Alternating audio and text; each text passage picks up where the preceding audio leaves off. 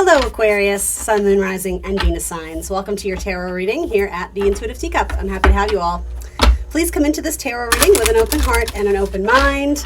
Take away only what resonates for you and please release the rest. Do trust your own intuition above all else because you are accountable and responsible for all your own actions and decisions. Let's go ahead and set the intention now to get my Aquarius gang some clear, helpful, and insightful messages wherever they're currently at on their spiritual path. All right? Happy eclipse season, guys. Monday, March 25th, full moon lunar eclipse in Libra. Buckle up. The eclipses, though, are happening in signs that are compatible with your Aquarian air energy. We have the fire of Aries and the like-minded kind of Libra air energy. So, yeah, hopefully this will be a pleasant eclipse. We'll have to see. All right, a couple oracle cards for Aquarius. We'll get an animal card, and let's do it. We are going to pull tarot. I'm just starting with some oracles. Aquarius. All right, first thing that the universe wants you to hear. The highest state you have ever experienced is simply the result of how open you were. If you don't close, it can be like that all the time. Yeah, love that. Love Oracle. This says boundaries. Know when to put up and let down your walls.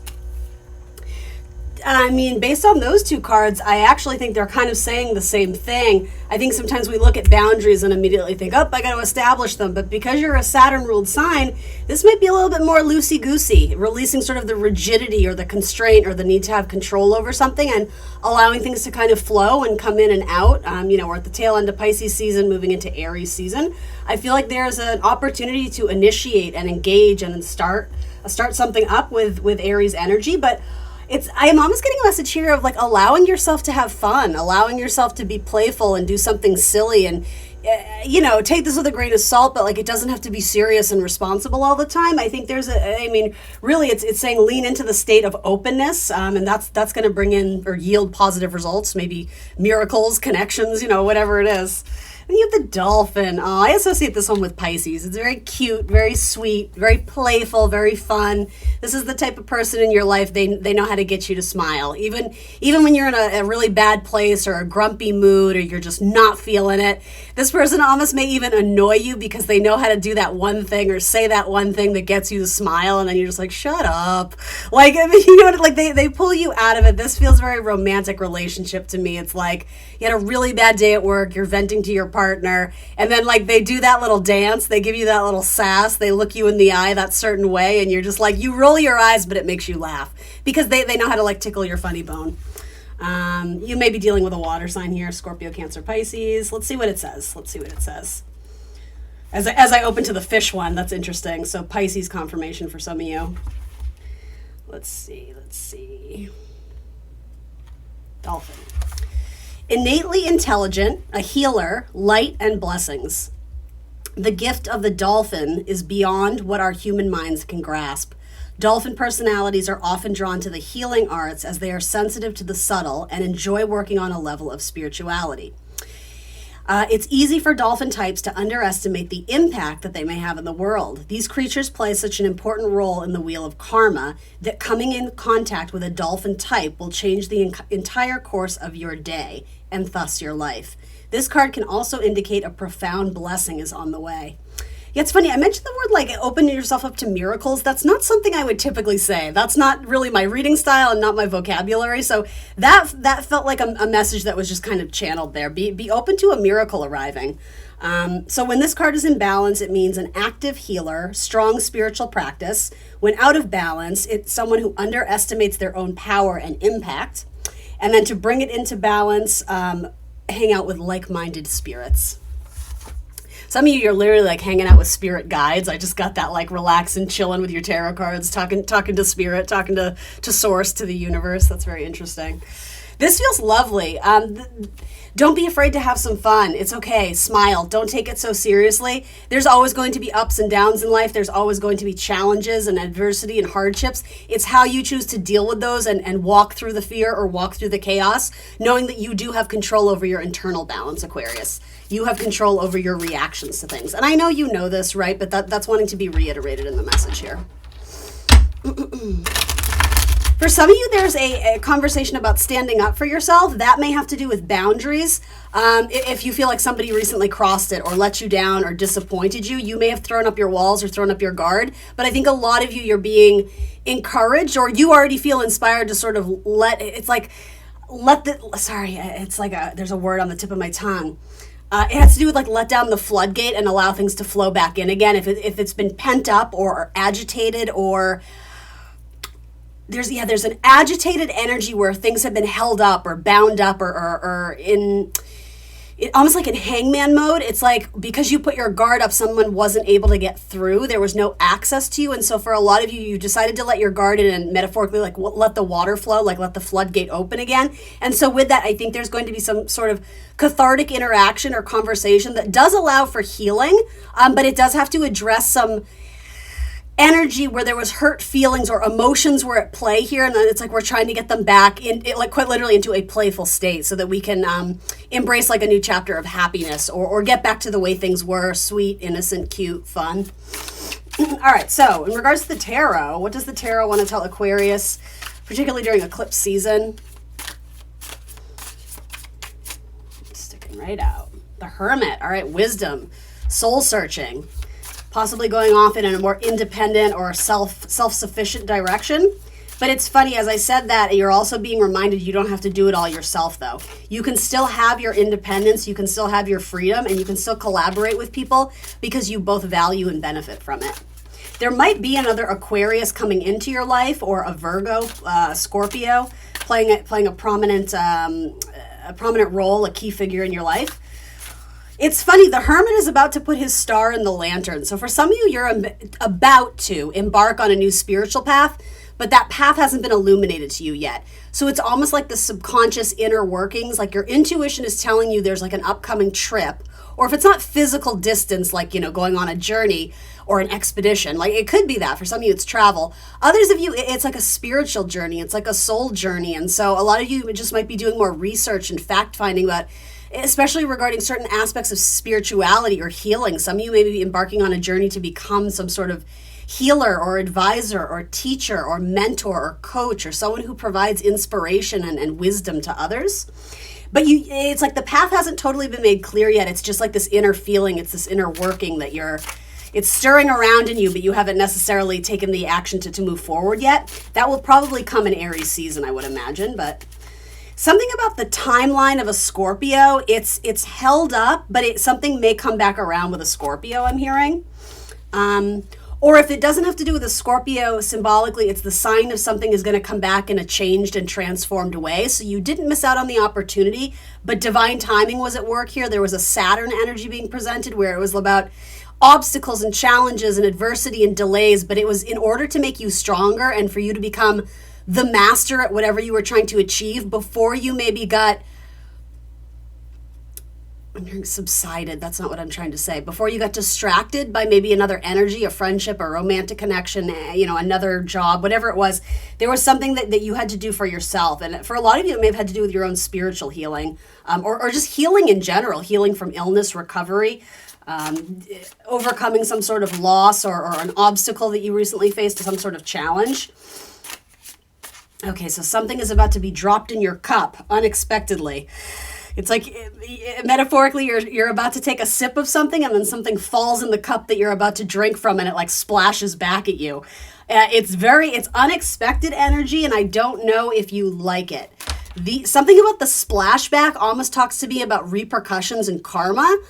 If you did have a falling out with somebody, and this may resonate in different storylines. Be open to that, because you have one storyline here that's very lovely, like a friendship where it's like, this friend is just like a giant hug in your life. They're just like, they're exactly what you need. This friend is good medicine.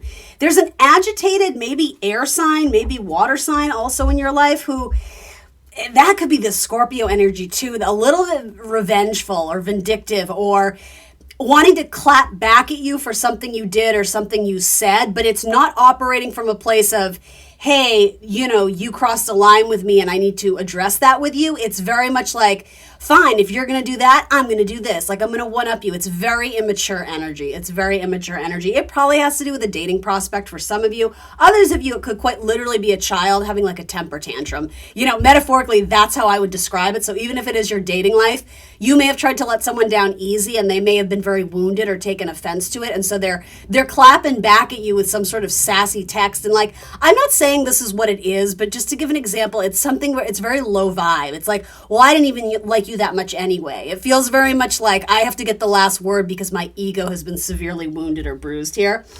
That really shows you a lot that you need to know about this person. It does reveal their truth and their true colors. However, that being said, you're at such a lovely place in your own life, at least in this storyline, that possibly the older version of you, maybe you would have shot back another nasty text and been like, oh, you want to go there? You want to play with me? Okay, like I'll play with you. You're not going to do that. And I can tell a lot of you aren't. It may flash across, that thought may cross your mind. It may be sort of a gut reaction to, oh my gosh, well, I have to put my armor on and go to battle because someone is attacking me. But you're not going to. You're going to sit with the feelings, Page of Cups. You're going to sit with the emotion, and you're going to operate from a high place of integrity. You're going to take the high road, and you're going to move forward with compassion, with this Dolphin Cup energy. You're going to realize that this person is coming from a place of feeling very broken and feeling very hurt, feeling very rejected. And for some of you, it's not even in response to something you did. This person is going through stuff in their own personal life and lashing out at anybody in their path. And so you may have taken the brunt of it. You may have been sort of the innocent victim here. And so rather than matching that energy of immaturity or selfishness or a blow to the ego, I don't know if you're choosing to engage with them, but you are choosing to react compassionately. And it's almost like, it sounds condescending, but it's not. You're almost reacting in a way of, oh man, like it must suck to live in their head. Like I can't imagine what it must be like to have to operate like that in the world. And it's almost like you pity them. It's like you feel bad for them. Ooh, the cross watchers are not going to like this reading.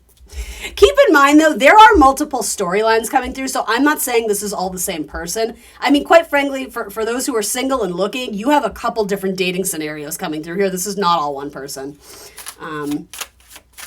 So then tell me, like, how's the resolution with this person who it's like they drop something in your cup? It's like they're trying to stir up your emotions. They're trying to get a splashback from you. That is coming through very strongly as air, Gemini, Libra, Aquarius, having to get the last word. And something about the boots. I have no idea what that is, you guys, but that's specific to one or two of you. Boots, B-O-O-T-S.